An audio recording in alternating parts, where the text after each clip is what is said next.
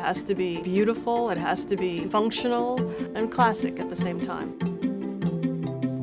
Textiles add color, texture, pattern to the furniture, to the walls, to the windows. It's what becomes the passion within a space. Textiles in the history of design have been somewhat neglected. The BART exhibit is really a once-in-a-lifetime event. We're all very honored that they understood who KnollTextiles was and is, and thought there was enough of a history and a body of work to do this incredible exhibition. Once Florence Knoll becomes a leading factor in the company in the mid-1940s, she's not finding what she wants in the marketplace of interiors textiles at the time, and so she's looking at men's suits and she's saying, that's what I want. She was really influential on creating this dividing line between what was considered a classic textile, and she brought it forward to being much more clean and modern.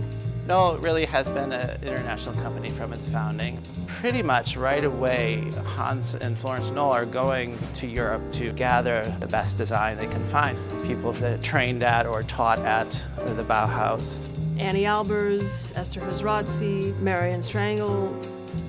It's always been a focus on texture, on color, using textiles to bring a more human aspect into the stark interiors of modernist architects and designers.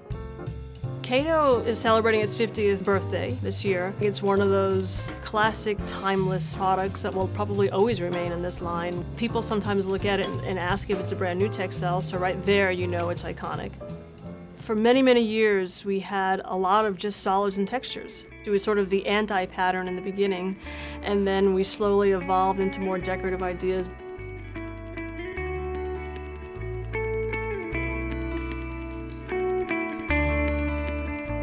Part of the legacy of Knoll is the respect that it accords to design and to designers. The fact that the company has existed for a long time and has such strong design roots sort of compels you to, in some sense, rise to the occasion of doing something that you believe is of enough quality and has a kind of a above historical trends idea to it. So that's the more risky one, but I love it.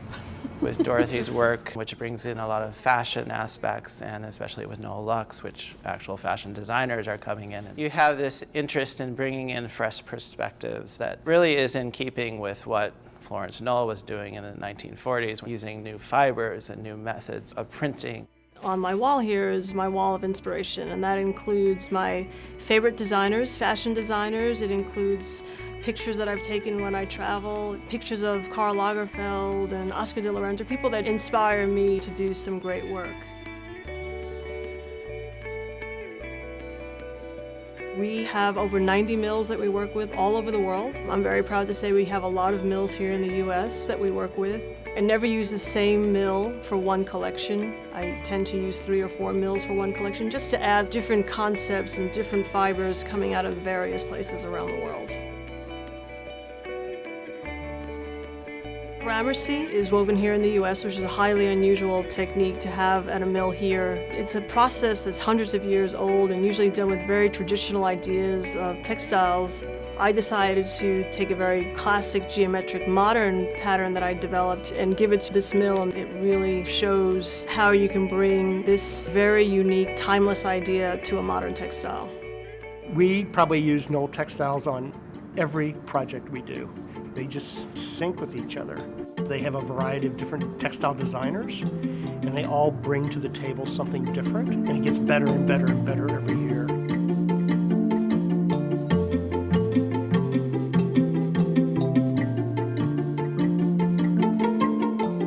I get really happy when I look at a collection and think, wow, it looks pretty amazing, and my gut tells me that the world will feel the same way. You know, you walk into a room, you see these intense colors, you see pattern that's bold, you see subtleties.